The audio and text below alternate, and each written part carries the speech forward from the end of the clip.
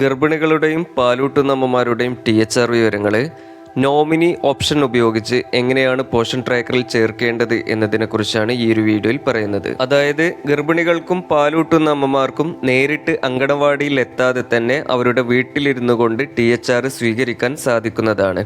അതിനായി അവരുടെ കുടുംബാംഗങ്ങളിൽപ്പെട്ട ഒരാളെ നോമിനിയായി നിർദ്ദേശിക്കേണ്ടതും ആ ഒരു നോമിനിയെ പോഷൻ ട്രാക്കറിൽ ചേർക്കേണ്ടതുമാണ്. തുടർന്നുള്ള മാസങ്ങളിൽ ഈ ഒരു നോമിനിയായിട്ടുള്ള വ്യക്തിക്ക് അങ്കണവാടിയിലെത്തി ഈ ഒരു ഗർഭിണിയുടെയോ അതല്ലെങ്കിൽ പാലൂട്ടുന്ന അമ്മയുടെയോ THR കൈപ്പറ്റുവാനും അതോടൊപ്പം തന്നെ ഈ ഒരു നോമിനിയുടെ ഫോട്ടോ എടുത്ത് ഫേസ് വെരിഫിക്കേഷൻ നടത്തി ഈ ഒരു ഗർഭിണിയുടെയോ പാലൂട്ടുന്ന അമ്മയുടെയോ THR വിവരങ്ങൾ നമുക്ക് പോഷൻ ട്രാക്കറിൽ രേഖപ്പെടുത്തുവാനും സാധിക്കുന്നതാണ്. അപ്പോൾ ഒരു നോമിനിയെ പോഷൻ ട്രാക്കറിൽ എങ്ങനെയാണ് ചേർക്കേണ്ടത് എന്നതിനെക്കുറിച്ച് വിശദമായിട്ട് മറ്റൊരു വീഡിയോയിൽ പറഞ്ഞിട്ടുണ്ട്.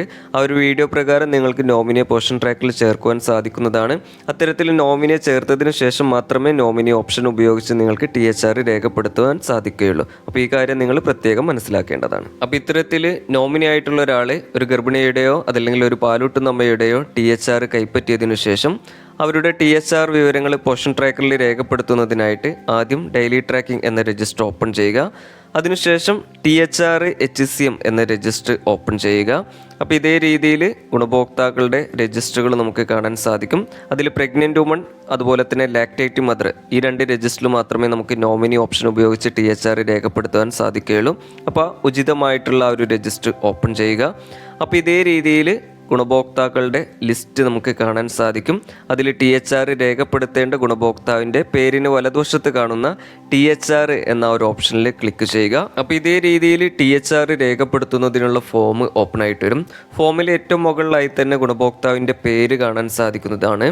താഴെയായിട്ട് നമ്പർ ഓഫ് ഡേയ്സ് എന്ന ഓപ്ഷൻസ് കാണാൻ സാധിക്കും. അതിൽ നിന്നും 25 ഡേയ്സ് എന്ന ഓപ്ഷൻ കൃത്യമായിട്ട് മാർക്ക് ചെയ്യുക. തൊട്ടു താഴെയായിട്ട് നമ്പർ ഓഫ് പാക്കറ്റ്സ് എന്നൊരു ഓപ്ഷൻ കാണാൻ സാധിക്കും. നിലവിൽ അതിലൊന്നും മാർക്ക് ചെയ്യേണ്ടതില്ല.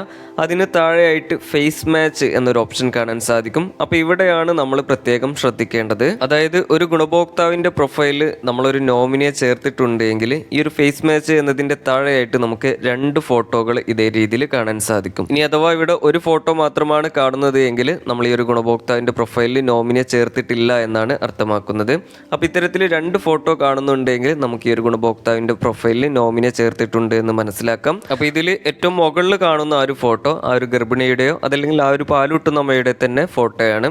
അപ്പോൾ ഈ ഒരു ഗർഭിണിയോ പാലൂട്ടുന്നമ്മയോ നേരിട്ട് അങ്കണവാടിയിലെത്തി THR സ്വീകരിക്കുന്ന സാഹചര്യത്തിൽ ഈ ഒരു ഫോട്ടോ ഉപയോഗിച്ചാണ് ഫേസ് വെരിഫിക്കേഷൻ ചെയ്ത് THR രേഖപ്പെടുത്തേണ്ടത്. അതിന് തൊട്ടു താഴെയായിട്ട് രണ്ടാമതായി കാണുന്ന നോമിനി എന്ന് രേഖപ്പെടുത്തിയിട്ടുള്ള ഫോട്ടോയാണ് നോമിനിയുടെ ഫോട്ടോ. അപ്പോൾ നോമിനി അങ്കണവാടിയിലെത്തി ഗർഭിണിയുടെയോ പാലൂട്ടുന്നമ്മയുടെയോ THR സ്വീകരിക്കുകയാണെങ്കിൽ ഈ ഒരു ഓപ്ഷൻ ഉപയോഗിച്ചാണ് നമ്മൾ ഫേസ് വെരിഫിക്കേഷൻ നടത്തി THR രേഖപ്പെടുത്തേണ്ടത്. അപ്പോൾ അതിനായിട്ട് ഈ ഒരു നോമിനിയുടെ ഫോട്ടോയുടെ വലതുവശത്ത് കാണുന്ന ഈ ഒരു ചെറിയ വട്ടത്തിൽ ക്ലിക്ക് ചെയ്യുക. അതിനുശേഷം തൊട്ടു താഴെയുള്ള പ്രൊസീഡ് എന്ന ഒരു ബട്ടണിൽ ക്ലിക്ക് ചെയ്യുക.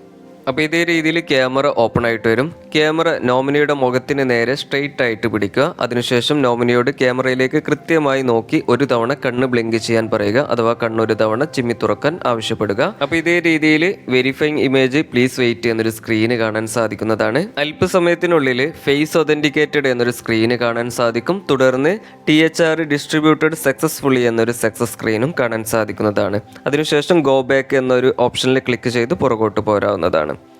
തുടർന്ന് ഈ ഒരു ഗുണഭോക്താവിൻ്റെ പേരിന് താഴെയായിട്ട് THR ഗിവൺ എന്നതിന് നേരെയായിട്ട് 25 ഡേയ്സ് എന്ന് നമുക്ക് കാണാൻ സാധിക്കുന്നതാണ്.